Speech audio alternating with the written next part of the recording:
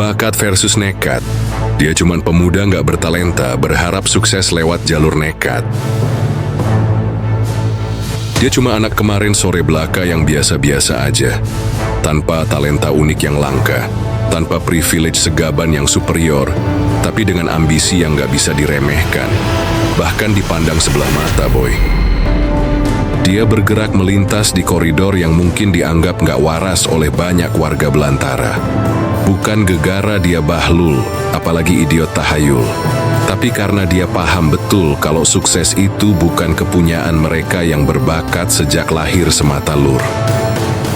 Dia berkeyakinan bahwa ketekunan, ketelatenan, keseriusan untuk nekat, juga dorongan kuat untuk terus belajar tanpa kenal lelah, bisa melompati siapapun mereka yang hanya sebatas bersandar sekaligus bergantung mutlak pada bakat tanpa usaha. Hidup ini bukan soal siapa yang dikasih permulaan paling top jempolan, tapi siapa yang konstan mantap berpijak saat yang lain berakhir mengangkat bendera putih tanda menyerah tumbang. Dengarkan baik-baik sebelum kenyataan menamparmu lebih keras. Kau yang masih rebahan sambil mengutuk nasib, hidup tidak sedang menunggu sopan santunmu, hidup menuntut kau meninju balik. Siapa malas tenggelam, siapa nekat mengapung. Dia bukan bocah ajaib, bukan pewaris tahta, hanya manusia kepala batu yang menolak tunduk. Kalau kau berharap dongeng manis, matikan video ini sekarang. Di sini setiap kata adalah cambuk, setiap kalimat adalah percikan bensin. Kau siap terbakar atau tetap jadi abu? Berapa lama lagi kau akan terus bersembunyi di balik kata bakat sebagai alasan untuk tidak memulai? Mau sampai kapan? Dunia tidak peduli dengan alasanmu yang menyedihkan itu. Sementara kau mengeluh tentang tidak berbakat, di luar sana jutaan orang sedang berdarah-darah menaklukkan mimpi mereka dengan tangan kosong. Mereka tak punya bakat, tak punya koneksi, bahkan tak punya modal. Sama sepertimu. Bedanya, mereka berani nekat, sedangkan kau masih berdebat dengan ketakutanmu sendiri. Kau pikir dia nggak pernah tahu rasanya terbangun setiap pagi dengan beban pertanyaan, moodku sekarang lagi bagus gak ya? Dia hidup dengan pertanyaan itu setiap hari. Tapi dia menolak membiarkan ketidakpastian itu mencekiknya hingga mati. Dia memilih jalur nekat, bukan karena bego, tapi karena dia tahu bahwa di dunia yang bergerak secepat kilat ini, kehati-hatian yang berlebihan adalah bentuk lain dari kematian perlahan. Bakat hanyalah mitos bagi mereka yang tak mau berusaha. Mari kita bicara jujur. Apa yang kau sebut bakat seringkali hanyalah ketekunan yang tak terlihat. Ketika kau melihat seseorang dengan keterampilan spektakuler, yang kau lihat hanyalah puncak gunung es.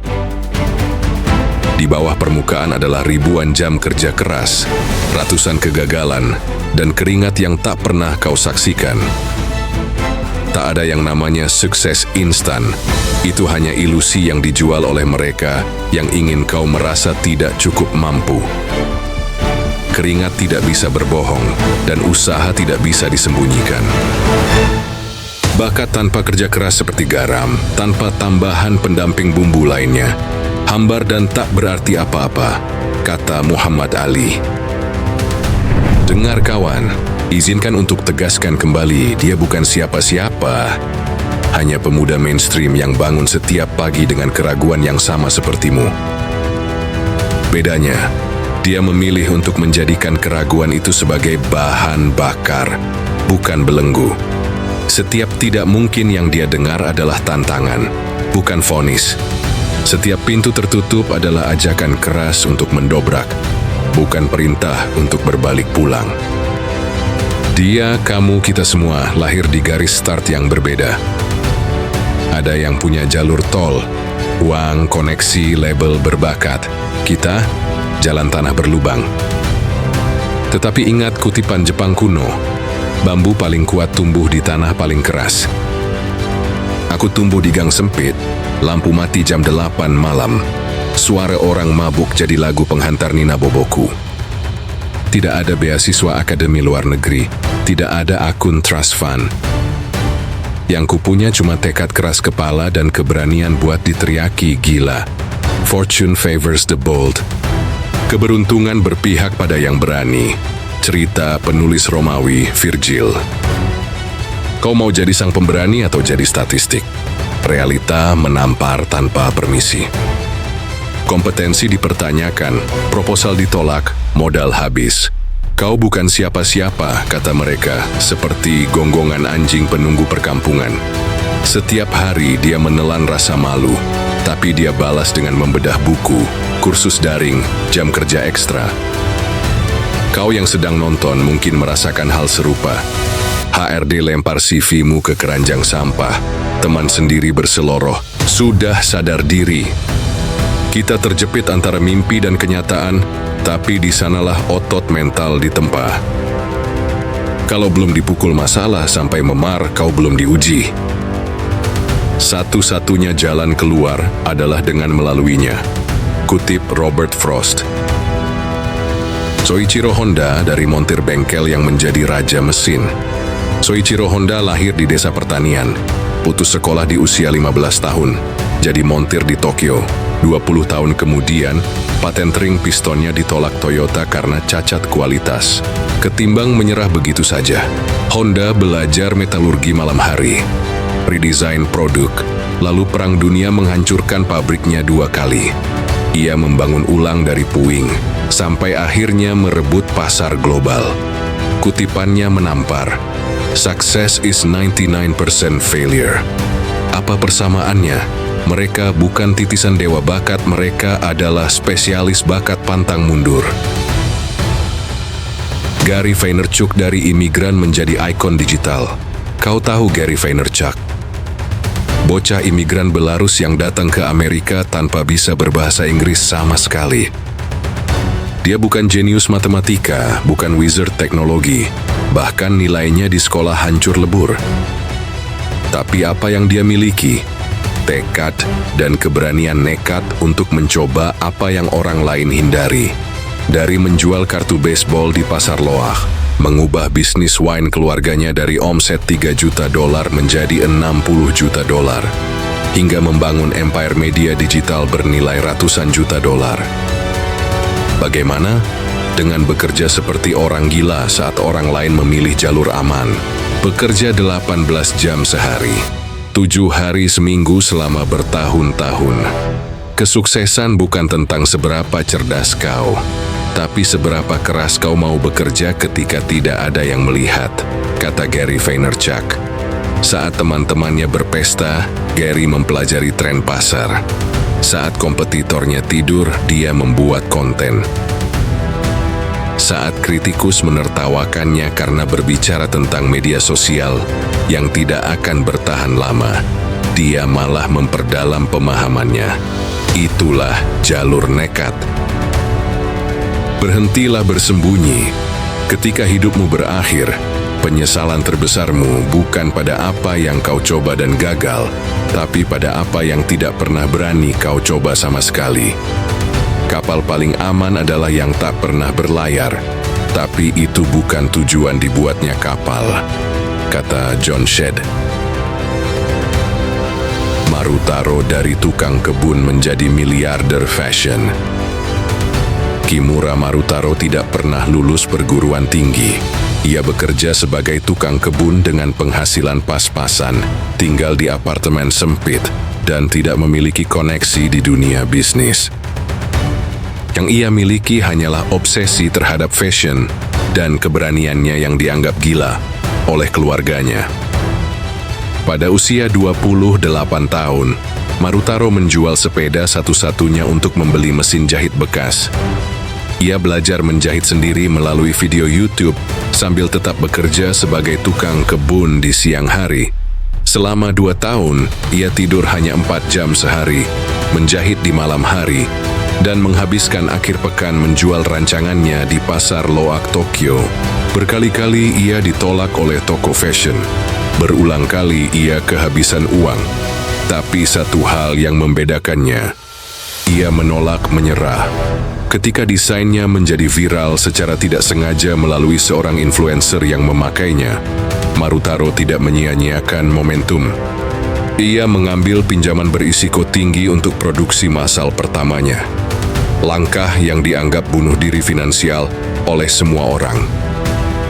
Hasilnya, dalam 5 tahun, Kimura Marutaro membangun empire fashion bernilai 1,2 miliar dolar dengan cabang di 28 negara.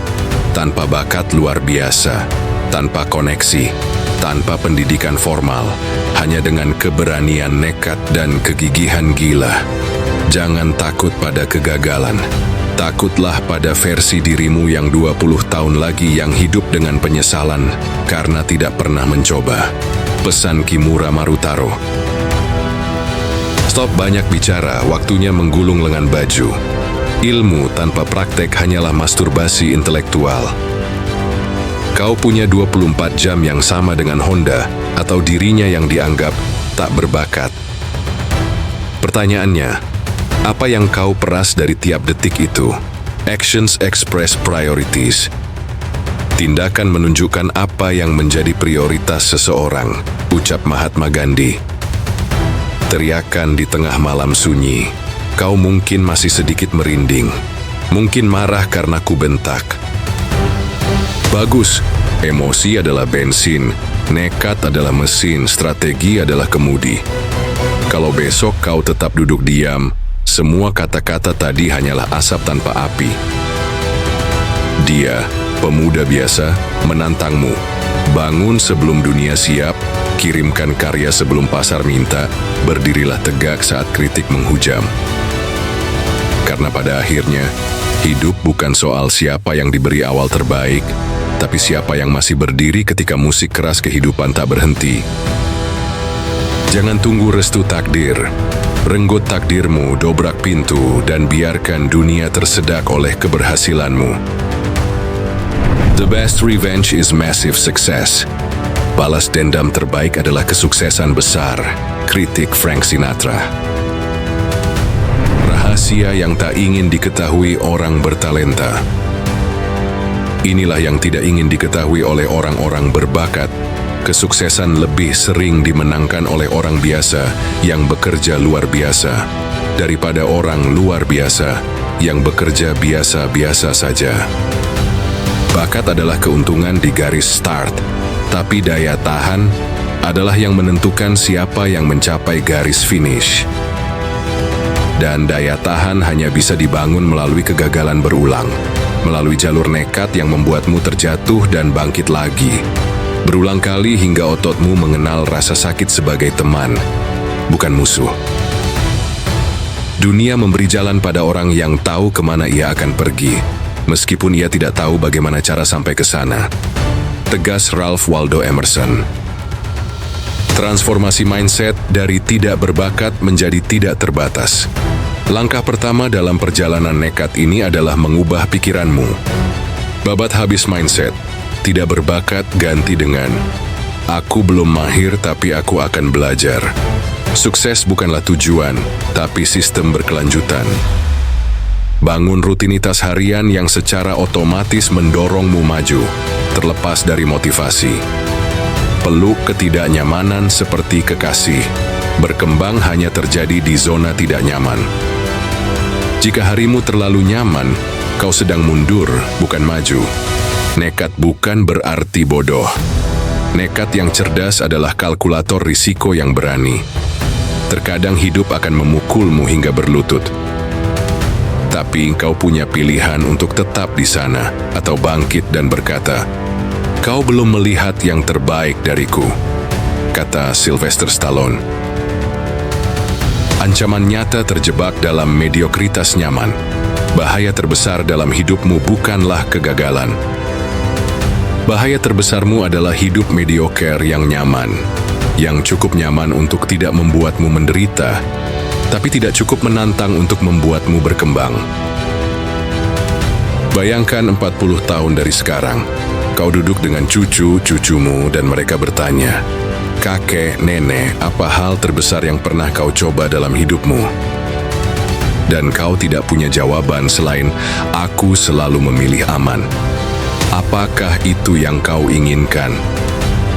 Pada akhir hidupmu, kau akan lebih menyesali hal-hal yang tidak kau lakukan daripada hal-hal yang kau lakukan. Tegas Mark Twain.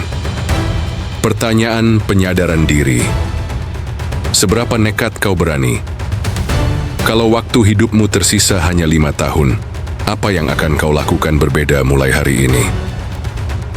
Berapa besar persentase potensimu yang benar-benar sudah kau gunakan sekarang ini?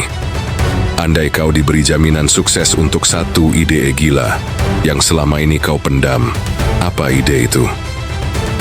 Jawablah dengan jujur. Biarkan jawabanmu membuatmu tidak nyaman. Ketidaknyamanan itulah yang akan mendorongmu keluar dari stagnasi. Tips membangun ketekunan baja.